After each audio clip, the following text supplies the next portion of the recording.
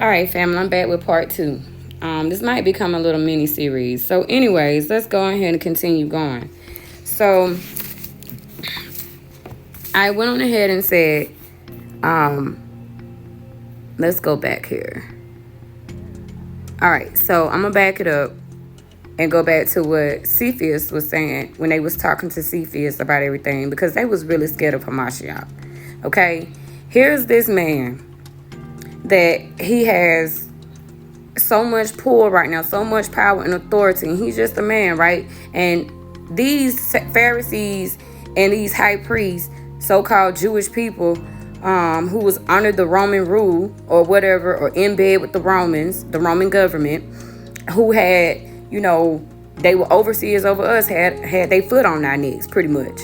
You know what I'm saying? Because they had all the synagogues and stuff. We didn't have no temple to worship in, because they destroyed. Y'all know the story. Anyway, so, and if we even went against the grain and what they was putting out, then we couldn't go in the synagogues to worship. We get kicked out of the synagogues, or excommunicated out of the synagogues. Long story short, so let's get back into it. All right, so they complain and they talking about Yahusha, and they was like, this man right here is gonna cause us so many problems. We got to conduct a plan to get rid of him. Okay, because this is what I wrote down, and as I was reading, this was what I wrote down. I said they knew. What I was say? Yeah, I lost my place.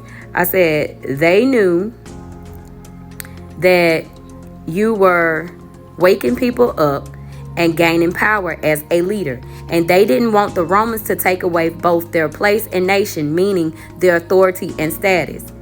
See, the Jewish or Jews, fake people, were the Sanhedrin, which is the supreme legislative and judicial council of ancient Judaism. Okay, so these people not only stole our identity, but they stole our custom and laws and practices, which was of the law. Okay, y'all, this is Psalms 83 right here. Okay, but anyways, let's keep going. So, when Caiaphas came up in verse 50 of John 11, and this is just the precept now. This is just the precept of John 18, 13, and 14. We are going over the precepts, John chapter 11, verses 49 and 50. Now, Caiaphas come in verse 50 of John 11. He was like, hold on a minute. Y'all don't know nothing. Y'all just sitting up here all scary, talking, don't know nothing. Listen at what you saying. One man can die to save everybody, and we don't have to perish. And so they use this as an advantage. They use this to their advantage. For their purpose. It was for their benefit. Get rid of him. We maintain power. So why are you guys worried? Y'all sitting up here talking all this noise, talking about, oh, this man is gaining power, blah, blah, blah, blah, blah. But do y'all not hear what you're saying? If we get rid of him, if he dies like he say he is and he's saving us, let him die. That means we won't have this headache on our hand anymore. Okay? So that was the whole plot. Okay? So, when they went on ahead with it, so I went on ahead and said, so you dying helped the fake Jews maintain power, because that's what it was about, power and control, because they flat out said in verse 49, that if he continues on and the men start to follow him, people start believing and doing all that, the Romans was gonna do what? Strip them of their authority and their power, or their place in nation. And like I said in the first part 1, they said strip them of their place, which means their status and their authority and their power. Nation. Strip them of being a people that they are not. Because remember, in 1940, they became a people. Ain't nothing new under the sun, folks. Let's keep going. All right. So, as I continue to read, I began to thank Hamashiach, and I said, I really thank you. And I said, Tayada, which means thank you. So I went to the precepts given from John 18 and 15 which led me to Mark chapter 14, verse 53 through 64. Y'all, when I say this tore me up, and I done read these scriptures so many times, and it tore me up. So I said, oh my Yah, Yahusha, I am so sorry. They condemned you guilty of blasphemy, and the sentence was death. Blasphemy against who? Y'all, hold on just a moment. Sorry about that, y'all. Okay, let's get back in it. So, they condemned him guilty of blasphemy and sentenced him, and his sentence was death, right? Blasphemy against who, though? Who did he blaspheme? Who did Hamashiach blaspheme? Because according to Mark 14, 53 through 64, the so-called Jewish people and the high priest, they said that he was being blasphemous. He was being blasphemous, right?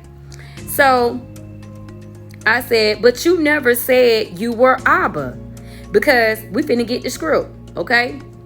I said, you said in Mark chapter 14, verse 61, after they asked you, were you the blessed chosen one? You said, yes, I am. And in Mark 14, chapter 14, verse 62, you said they would see you, the Son of Man, sitting on the right hand of power, sitting on the right hand of power, and coming in the clouds of heaven. So how did he commit blasphemy? How did he commit blasphemy? What did he do that was blaspheming, that would cause him to be guilty of death? They condemned him to death because of blasphemy. That was the charge against him. Blasphemy of who and what? If he was sent by the power, Yahuwah, the Father, the Creator, the Father and the Elohim of Abraham, Isaac, and Jacob, and of course us, Yasharal, Israel, and also his Elohim. Make it make sense, right? So I go into and I said, now wait a minute.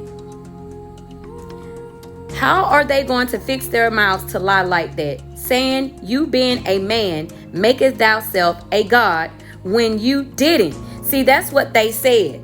They were saying, oh, this man right here, this is why they condemned him and said that he was blaspheming,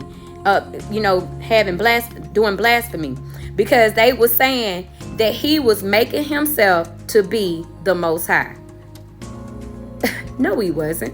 That is not what he said. The whole entire time that Yahusha was around teaching out in the open, right? He never was in the synagogues, which that's going to come up later. While he was out teaching out in the open in front of everybody, which he said the world, which is mean everybody was able to see him. Everybody heard him. He never did nothing in secret. He didn't do any of that stuff, right? So, not one time did anybody, including the people that he healed, hear him say that he was the Most High. Not one time did Yahusha claim to be the Most High Yah. He always said he was the Son of Man and the Son of Yah. He never said that he was Yahuwah himself. Never. Never did he ever say that. Period. But they condemned him for blasphemy, and the charge was blasphemy, and they condemned him to death. And y'all know how he died, because I got something I'm going to show y'all. Okay? My time is running out. Part 3 coming up next.